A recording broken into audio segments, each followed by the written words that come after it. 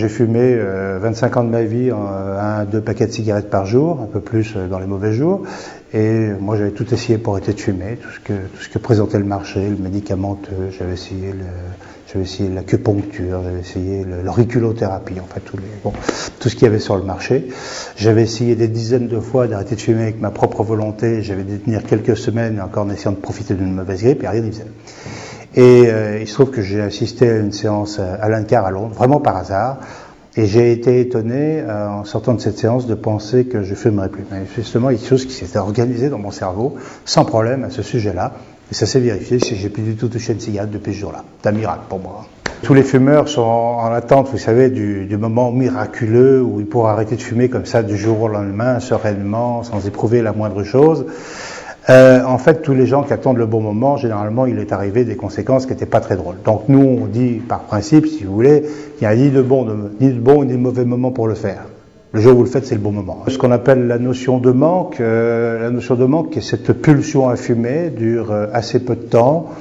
Et nous avons un certain nombre d'outils que l'on donne aux personnes qui suivent nos séances pour justement pallier, si vous voulez. Alors, ces outils sont évidemment pas du médicamenteux, hein, ce sont des outils psychologiques qui servent justement à passer ces effets un petit peu de manque que l'on connaît dans les jours suivant l'arrêt. Pas forcément, d'ailleurs, hein, on assiste quelquefois à des grands fumeurs qui arrêtent de fumer comme ça du jour au lendemain en sortant de nos séances et qui n'ont aucun symptôme physiologique possible. Donc les symptômes physiologiques de l'arrêt sont très divers en fonction du métabolisme et surtout de la psychologie des gens et de ce qu'ils entretiennent comme pensée par rapport à la cigarette. Si vous prenez simplement le traitement de la dépendance physiologique avec, le médicamenteux, ces taux de rechute sont de l'ordre de 80 à 90%. Donc c'est énorme, si vous voulez. Bon, le principe, si vous voulez, c'est ce qu'on dit toujours, nous, c'est qu'il faut faire le chemin complet, physiologiquement et psychologiquement. Et quand vous faites le chemin complet, généralement, vous avez moins de rechutes. Alors je dis pas qu'il n'y en a pas, il y en a évidemment, parce que le conditionnement est énorme et partout dans notre société à propos du tabac, et les fumeurs sont encore partout, donc le conditionnement continue. Mais c'est vrai que les taux de rechute sont quand même beaucoup moins forts, je veux dire, quand on s'y prend bien, c'est-à-dire quand on met fin à cette dépendance psychologique. Tout le job que l'on fait, si vous voulez, en séance, c'est de démonter une à une ces croyances que l'on peut avoir, soi-même quand on est fumeur, à propos de ce que l'on pense de la cigarette. Cigarette concentration, cigarette plaisir, cigarette anti-stress, cigarette anti-ennui. Et en fait, on s'aperçoit en fait que tout ce que l'on croit, souvent quand on est fumeur, sont en fait des illusions que l'on entretient par rapport à ce que l'on pense.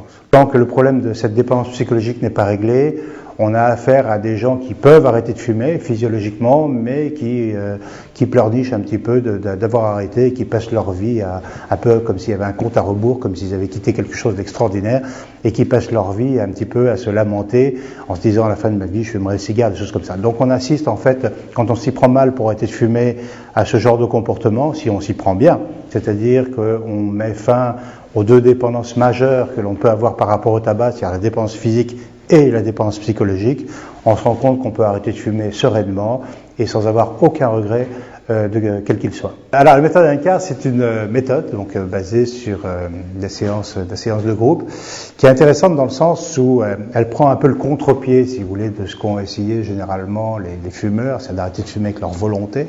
Hein, on dit toujours qu'il faut de la volonté pour arrêter de fumer.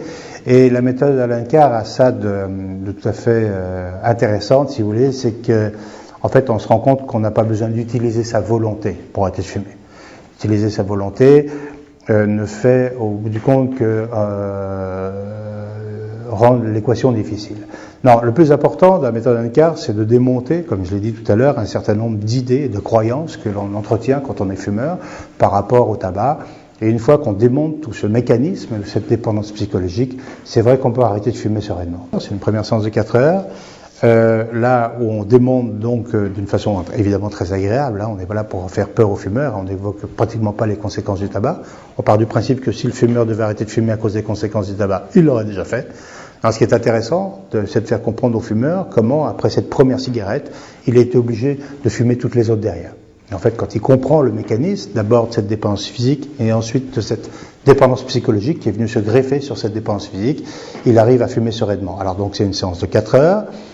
On donne à la fin de la séance aux participants ce qu'on appelle, nous, un coffret d'appréciance qui contient un livret d'un certain nombre de petites instructions simples que la personne doit suivre, un DVD d'appréciance qui reprend donc un certain nombre de choses pour ancrer l'arrêt du tabac dans la durée, et puis il y a une séance de soutien de 2 heures si la personne en a besoin, et c'est sur téléphone, elle nous appelle et on refait une séance de 2 heures pour conforter l'arrêt.